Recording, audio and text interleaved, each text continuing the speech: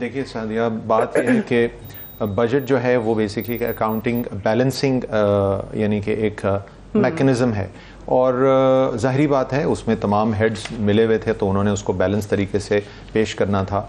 लेकिन in the backdrop जो कि मिनिस्टर साहब ने भी और कल से इकनॉमिक जो सर्वे है उसमें भी ये चीज़ आई कि क्या हालात हैं, परफॉर्मेंस क्या रही है एक साल में, गुज़िश्ता साल में, और वो उसके इन हालात के अंदर इस वक्त स्टेबिलिटी मेन फोकस है। यानी कि आने वाले वक्त के अंदर स्टेबिलिटी से मुराद कि आपने लोगों पे मजीद बोझ नहीं डालना या कम से कम बोझ डालना है, चाहे वो इन्फ्लेशन के मद्देनज़र रखते हुए या महंगाई के मद्देनज़र रखते हुए, और उसके साथ साथ आपने अपने ख़जाना जो उसमें फिस्कल स्पेस ना होने के बराबर है, लोगों को सैलरी रेज भी देना है, ये तमाम चीज़ें करनी है। तो इन हालात में इट्स अबाउट बैलेंसिंग। हाँ, अब क्या असल चीज़ जो है, जो मेरी निगाह से मैं देखता हूँ, एग्जीक्यूशन है। अभी आपने कहा मिनी बजट आते हैं, वो क्यों आते हैं? अगर पहले बहुत डिटेल में वर्किंग हो चुकी होती है और वो रियलिस्टिक बुनियादों पे हो तो फिर मिनी बजट लाने की ज़रूरत ही नहीं पेश आती। वो उसी सूरत में आती है कि आप किसी वजह से कमी कोताही रह जाती है, या आप अगर एक्सटर्नल फंडिंग पे जा रहे हैं, IMF प्रोग्राम में जा रहे हैं, और वो आपको मजीद कुछ शराइत बताते हैं कि ये आप चीज़ें मिस कर रहे हैं, या ये चीज़ें डिस्टॉर्शंस हैं या डिविएशंस हैं, इनको आपने दुरुस्त करना है, ये लॉसेज हैं, इनको कट करना है।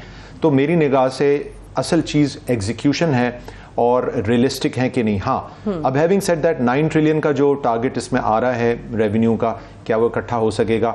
ठीक है, गुज़िश्ता सालों में इकट्ठा हुआ है, लेकिन डेफिनेटली हर दफ़ा उसमें एक कमी रह जाती है, जो कि अभी भी आखिरी क्वार्टर में हमें नज़र आ रही है। तो ये तमाम ऐसे चैलेंजेस हैं, हमें ये देखना है कि हमारे अखराजात रियलिस्टिक हैं, क्या हम उन अखराजात को कम कर सकते हैं, हम लोगों को खुश करना चाहते हैं, या हम रियलिस्टिकली लोगों को वो चीज़ें बताना चाहते हैं। तो मेरी निगाह से ये वक्त नहीं है पॉपुलिस्ट चीज़ों का, ये वक्त है रियलिज्म का, क्योंकि मुल्क एक ऐसे नहज पे है जहां हमें बड़ा सीरियसली अपने आगे की जो डायरेक्शन है उसको तय करना है, और रिगार्डलेस कि कौन सी हुकूमत पहले थी या उससे पहले थी या उससे पहले थी, सब लोगों को कंसोलिडेट करके मुल्क को आगे बचाना भी है, बेहतरी की तरफ ले जाना है और तरक्की की तरफ ले जाना है। ना सिर्फ सर्वाइवल की बात नहीं है, अगर हमें अच्छे दिन आ जाएं, इंशाल्लाह आएंगे, लेकिन उसके बाद हमें अपने रिजर्व्स डेवलप करने और आगे की तरफ बढ़ना है। सो मेरी यानी कि जो है ओपनिंग, ठीक है, बिल्कुल सही। मैं इसीलिए सबसे पहले तो ये जानना चाह रही हूँ कि बजट, शमाइल इस पे जरा बात कीजिएगा। ये डॉक्टर नदीम साहब जो बात करें बिल्कुल सही है कि वो एग्जेम्पशंस का जिक्र बार बार करते हैं, ये एग्जेम्पशंस दे दिए, वो एग्जेम्पशंस दे दिए, और फिर ये भी कहते हैं कि IMF की सारी शराइत भी पूरी। स्टील जैकेटेड एक स्ट्रक्चर है, उसमें जो भी कोई आता है उसको अकाउंटिंग बैलेंस करके, और देखें बस एग्रीकल्चर को प्रमोट कर रहे हैं, आप सब्सिडी दे दें फर्टिलाइजर के लिए, आप सब्सिडी दे दें बिजली के लिए, आपने यूथ को एंटरप्रेन्योरशिप करनी है, यूथ को लोन्स दे दें, 2 मिलियन इनको दे दें, 1 मिलियन उसको दे दें, एसेट्स उनको दे दें, आप उनको कंप्यूटर्स दे दें। मेरा सिर्फ एक सवाल है, पिछले 50 साल में यही स्ट्रैटेजीज पहले अगर कारगर होती तो आज हमारे रिजर्व्स 4 बिलियन से डेफिनेटली ज्यादा होते। बिल्कुल सही। अगर ये कारगर नहीं हुई है तो why are we repeating that, and what is revolutionary in this? मुझे बताइए। I was hearing since morning के रेवोल्यूशनरी बजट है। Where is revolution in this whole budget? मेरा अब सिर्फ एक सवाल है, अगर कहीं रेवोल्यूशन है, किसी को पता है, डॉक्टर नदीम भी बता सकते हैं, डॉक्टर साहब शाह साहब भी बता सकते हैं, कोई और भी बता सकते हैं, मुझे नहीं नजर आया। हाँ ठीक है, हमें सर्वाइव करना है, मे बी किसी दिन हमारे पास इतने पैसे होंगे कि हम रेवोल्यूशन लाएंगे, लेकिन रेवोल्यूशन लाने के लिए जो अभी अतीक साहब बात कर रहे थे, अगर हमें अपने एक्सपेंडिचर्स कट करने हैं तो कट करें, वहाँ से फिस्कल स्पेस क्रिएट करके उनको वहाँ पे इन्वेस्ट करें जहाँ से पैदावारी सलाहियत बढ़े, जहाँ से वेल्थ क्रिएशन हो मुल्क की सतह पर।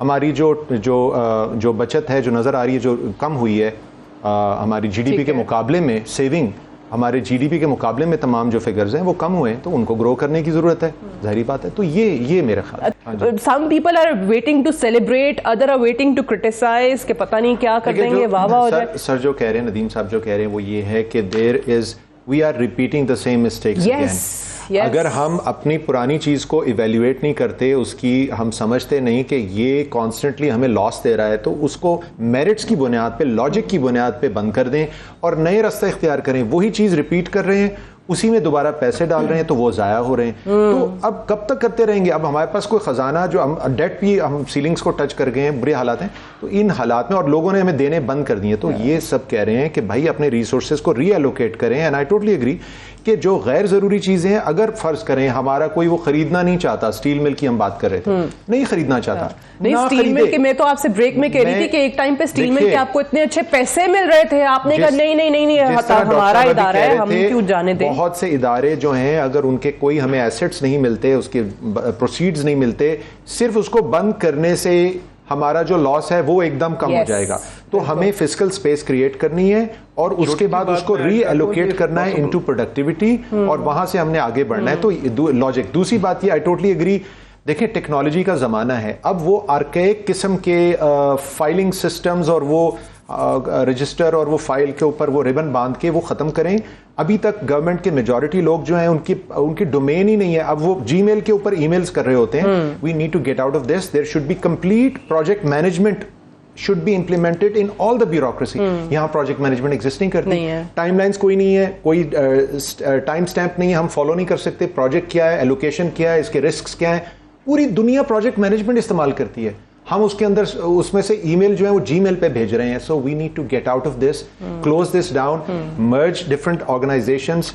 और हमें इतने एडवाइजर्स की जरूरत नहीं है। अगर उनको तनख्वाह नहीं मिलती तो गाड़ी या पेट्रोल या दूसरी चीजें बंद करें। उन्होंने वो जो अभी पावर एविएशन के इदारों का बताया, 714 बिलियन में से 200 या 300 आधा करें, इसको स्लैश करें। आपने गुर्बत खत्म करने के लिए जितने इदारे बना दिए हैं, उससे आप गुर्बत बढ़ा रहे हैं बाकी लोगों की। कोई चीज होगी ना तो फिर अतीक साहब और वो तमाम लोग जो हैं वो बाखुशी 8 बजे दुकानें भी बंद करेंगे और बिजली भी बचाएंगे। लेकिन मैं ये कहना चाहता हूं, फिर आई लेट अदर्स स्पीक, वो ये कि हमें एक दूसरे को ब्लेम करने की बजाय कि उसकी गलती है, इसकी गलती है, हमें इन यूनिसन ये चीज़ें करनी है। इन यूनिसन का मतलब ये है कि मैं अपना हिस्सा डालूंगा, वो अपना हिस्सा डालेंगे, वो अपना हिस्सा डालेंगे। लीडरशिप का काम ये है कि वो सब लोगों को यूनाइट करके आगे की तरफ को चले, एंड डोंट वेट कि जी वो पहले करेगा तो फिर मैं पहले करूंगा। इसकी वजह से हम ब्लेम में रह जाते हैं और इंतजार करते रहते हैं। तो मेरी राय में इट्स अबाउट टाइम। अब आई होप कि the government can really take those revolutionary steps, और आने वाली गवर्नमेंट और इसमें ये भी वही चीज है ना कि फिर आप दूसरों के हाथों ब्लैकमेल ना हो ना, आप कहें कि अच्छा ये हम कर देंगे तो वो फलां निकल आएंगे सड़कों पे, वो डी चौक पहुंच जाएंगे, वो रोड ब्लॉक कर देंगे, वो एहतजाज करेंगे मेरिट्स पे। और जो किसी भी गवर्नमेंट ने, किसी भी रजीम ने पहले अच्छा काम शुरू किया है उसको बंद नहीं करें, उसको मेरिट्स पे देखें, पब्लिक डिबेट करें। अगर वो मेरिट के ऊपर अच्छा परफॉर्म कर रही है, मुल्क को, खजाने को फायदा दे रही है, मुल्क की तरक्की कर रही है, उसको नहीं रोके, रिगार्डलेस उस पर किसका नाम लिखा हुआ है, किसने शुरू किया था, आपके दोस्त ने किया था, आपके दुश्मन ने किया था। जो मेरे मुल्क के लिए फायदेमंद है वो मेरी कौम के लिए फायदेमंद है, उसको बंद नहीं करना। मेरिट्स के ऊपर हम, और ये बजट एलोकेट कर देना कि जी आपने फलां पैसे इतने दे दिए, फलां इदारे को दे दिए। अब जिस तरह हम एजुकेशन के लिए देखते हैं कि आपने इतने बिलियंस रख दिए जनाब के यूनिवर्सिटीज आपने बनानी है, यूनिवर्सिटीज आप पैसे दे, बिल्डिंग्स बना दे, आप क्वालिटी ऑफ एजुकेशन तो देखें। ब्लैंकेट नहीं करें। देखिए ब्लैंकेट जब आप सब्सिडीज देते हैं तो उसके नतीजे में क्या होता है कि वो उसमें जाता है, एक बास्केट में जाता है, उसको हम फॉलो नहीं कर सकते। जब आप किसी भी प्रोग्राम को आगे प्लान करते हैं, उसकी फिर आप माइलस्टोन्स क्रिएट करते हैं। इसीलिए तो प्रोजेक्ट मैनेजमेंट कह रहा हूं, माइलस्टोन्स आप क्वार्टरली करें, ईयरली करें, 6 मंथली कर लें, उसके बाद उसको डे टू डे आप फॉलो करें।